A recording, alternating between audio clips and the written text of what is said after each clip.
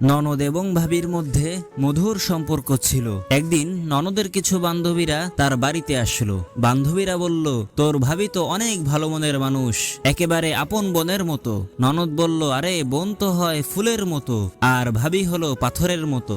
পাশের রুম থেকে ভাবি কথাটা শুনে অনেক কষ্ট পেল, আর মনে মনে ভাবলো, আমি তো কোনোদিন ননদের সাথে খারাপ ব্যবহার করিনি, এরপরেও আমাকে পাথরের সাথে তুলনা করলো। এই কথা ভেবে ভাবি ননদের কাছেও আসতো না, কথাও বলতো না। একদিন ননদ বলল, ভাবি তোমার কি হয়েছে? আগের মতো কথাও বলো না, কাছেও আসো না। তখন তার ভাবি মন খারাপ করে বলল, তোমার সাথে আমি কি খারাপ ব্যবহার করেছি যে আমি পাথরের মতো? ননদ হেসে বলল, তুমি আমার কথার মানেটা বুঝতে পারোনি। ফুল তো খুব নরম হয়, হালকা বাতাসে ঝরে পড়ে যায়, আর পাথর সে তো অনেক শক্ত হয়, ঝড় তুফান যাই হোক না কেন সে কখনো ভেঙে পড়ে না। আর তুমি হলো সেই পাথর, তোমার জন্যই এই সংসার